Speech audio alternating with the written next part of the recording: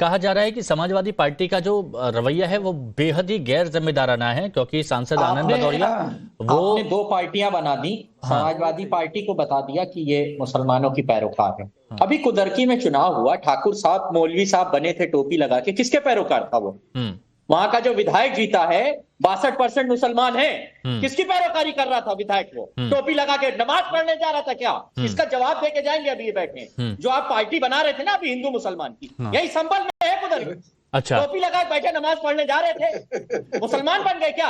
किसकी पैरो? जहां 62% मुसलमान है। अच्छा, वहां तो बीजेपी वो जीत गए ना, वहां तो वो जीत गए ना। अभी जैसे भजन कीर्तन की तरह अभी आप सुन रहे थे भाई साहब को, वैसे हमें भी सुन लीजिए। नहीं तो मैं आपको सुनूंगा, लेकिन तारिक भाई सुनिए, तारिक भाई एक बात सुनिए, खत्म हो जाएगा भैया। नहीं होगा, नहीं होगा।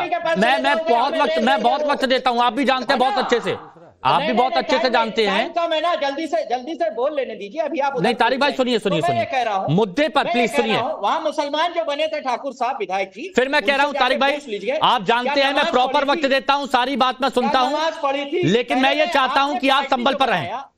आप संभल पे आ रहा हूं, ये इधर की संभल में ही आपने पार्टी जो बनाया, तो ये लोगों को तो मुसलमानों ने वही वोट दिया है, अभी जिताया है। वहां 62% मुसलमान है, इनका विधायक है। हमारे कैंडिडेट को वोट ही नहीं मिला, तो मुसलमान की पार्टी तो ये हुए नहीं हुए, सारा मुसलमान इनके पीछे था। यही कह रहे हैं कि सब अच्छा हिंदू वो नमाज पढ़ने जा रहे थे चाचा ठाकुर। ओके, फिर आप गलत मुद्दे पर एक्चुअली दिक्कत इसीलिए आती है।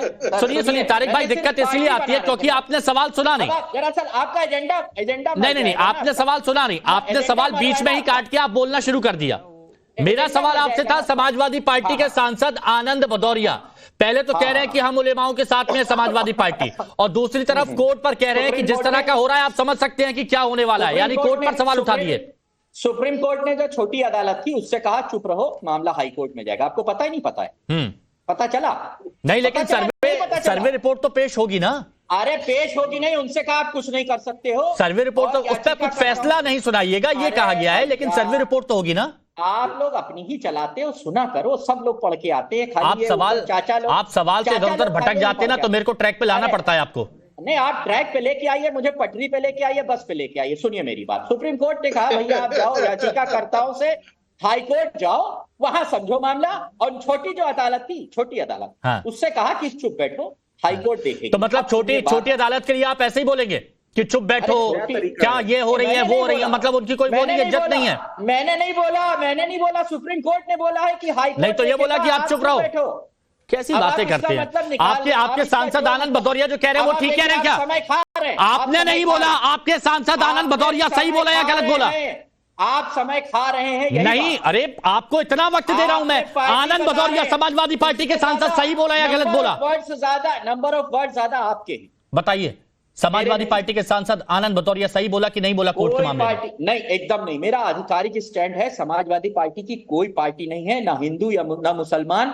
हम सिर्फ ये चाहते हैं कि सही तरीके से जो कानून बना हुआ है उसके हिसाब से कोर्ट काम करे। 4.5 करोड़ लगभग सिविल और क्रिमिनल केसेस पेंडिंग है कोर्ट में। यही कोई नियम है? अच्छा, मामले को उठाने का कोई नियम है? वो 4.5 करोड़ जो केसेस पड़े हुए हैं उसमें यही सबसे ज्यादा इंपॉर्टेंट है। या तो ऐसी कोई प्रक्रिया हो सुप्रीम कोर्ट द्वारा, या इनका कोर्ट में मुकदमा उठाने की कोई प्रक्रिया हो। उन 4.5 करोड़ केसेस को छोड़कर अब हम सब लोग, अच्छा ये लोग जो सब बने हैं ना शिव भक्त, मैं कह रहा हूं मानसरोवर की जो यात्रा है 5 साल से रुकी हुई है, वहां शिव और माता पार्वती, वही तो मैं कह रहा हूं कि आप कहां लेकर जाएंगे, कहां लेकर जाएंगे?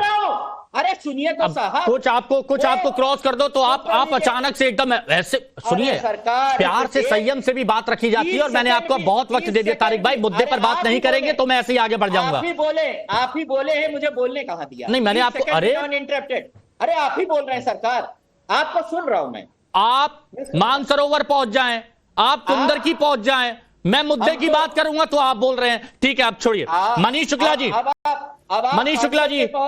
जी, समाजवादी पार्टी के सांसद तो कह रहे हैं हम उलेमाओं के साथ हैं, लेकिन तारिक भाई कह रहे हैं कि हमारा एक ही स्टैंड है, हम किसी पार्टी के वो नहीं है। हिमांशु भाई ऐसा ही बीजेपी। देखिए, इसमें कोई आश्चर्य का विषय नहीं है।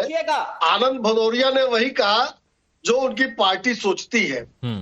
और आप तारिक जी से मत नाराज होइए। जब इनके थिंक टैंक रामगोपाल यादव ने कह दिया कि छोटे छोटे जज बैठे हैं, तो न्यायालय के प्रति समाजवादी पार्टी का क्या दृष्टिकोण है, क्या सम्मान है, उसको बताने की आवश्यकता नहीं है। और रामगोपाल यादव जी ने एक बात कही थी कि अगर न्यायालय इस तरह के फैसले करेंगे तो पत्थर चलेंगे। और तारिक जी को हम बता दें, माननीय सर्वोच्च न्यायालय ने कहा है ये निचली अदालत को कि आप ऑर्डर मत पास करिएगा। और जो पार्टी गई थी सुप्रीम कोर्ट, उसको कहा पहले हाई कोर्ट जाइए, सीधे सुप्रीम कोर्ट फ्रेंच बोला था क्या? कुल मिला के यही है, तो तब तक रुका रहेगा। और भारतीय जनता पार्टी न्याय और न्यायालय के पक्ष में है, न्यायालय के आदेश का सम्मान करती है। लेकिन जो संभल में हुआ वो राजनीतिक साजिश थी, वो समाजवादी पार्टी की साजिश थी।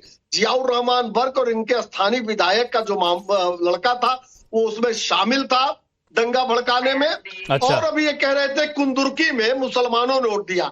यही तो प्रॉब्लम है, जब मुसलमानों ने भी समाजवादी पार्टी का साथ छोड़ दिया तो इन लोगों ने हिंसा कराई, हिंसा करा के फिर से वो खाई बढ़ाने के लिए ये गंभीर आरोप लगा रहे हैं आप? लगे हुए हैं। गंभीर आरोप लगा रहे हैं शुक्ला जी? जी जी जी बिल्कुल ऑन रिकॉर्ड आरोप में लगा रहा हूं। हाँ। जियाउर रहमान बर्क शामिल था, इकबाल सुहेल शामिल था। इकबाल सुहेल तो भीड़ के साथ था। और रामगोपाल यादव और अखिलेश यादव को जो तमाम बयान पब्लिक डोमेन में है संभल प्रकरण पर, वो भी पेट्रोल डालने के ही काम किया उन बयानों ने। ठीक है, ठीक है, ओके। दानिश कुरैशी जी, क्या इस तरह के बयानों की जरूरत थी जो यहां पर दिया जा रहा है? आप सीधे सीधे कोर्ट पर सवाल आप कैसे खड़े कर सकते हैं? आप ठीक है, आप अगर आपको कहीं पर कोई दिक्कत है तो आप ऊपरी अदालत में जाएंगे, वहां पर बात करेंगे, रखेंगे, अपनी अच्छे तरीके से रखेंगे। लेकिन फिर बीच में ऐसे बयान देना जो बिल्कुल माहौल को भड़का देते हैं, क्या इनसे बचना चाहिए था? देखिए, मैं ऐसा मानता हूं कि किसी तरह की कोई बयान देने की जरूरत नहीं थी, न पहले न बाद में। मुझे तो ये लगता है कि वाकई में को पैनलिस्ट जो कह रहे हैं, इतने हजारों सिविल मैटर पेंडिंग पड़े हुए हैं। ऐसा तो था नहीं कि रातों रात मतलब यानी कोई डिजास्टर हो जाने वाला था या कुछ चला जाने वाला था, इसलिए ये एक तरफा कार्रवाई की गई।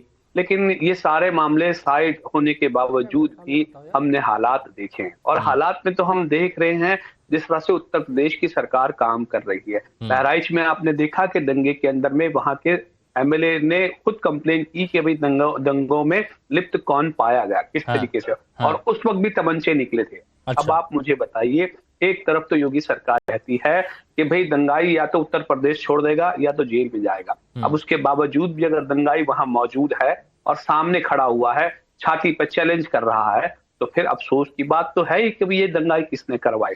अब किसने करवाई? एक बड़ी खबर आ रही है दानिश जी, वो मैं बता देता हूं। सुनिए, एक सवाल। अच्छा बोलिए। हाँ बोलिए। हाँ, ये कहता है कि हर एक नागरिक की जान माल की रक्षा करने की जिम्मेदारी सरकार की है। अब ना तो जो 5 लोग मारे गए उनकी जान बचाई जा सकी, वहां ना जो नुकसान हुआ उसकी भरपाई कर सकी, तो ये सरकार का जिम्मे था। अब इसका क्या मतलब, इसका कैसे उसकी भरपाई की जाएगी? ठीक है, लेकिन एक बड़ी खबर आ रही है। चलिए वो बड़ी खबर, इसका सवाल मैं पूछ लूंगा। ये बड़ी खबर आपको बता देता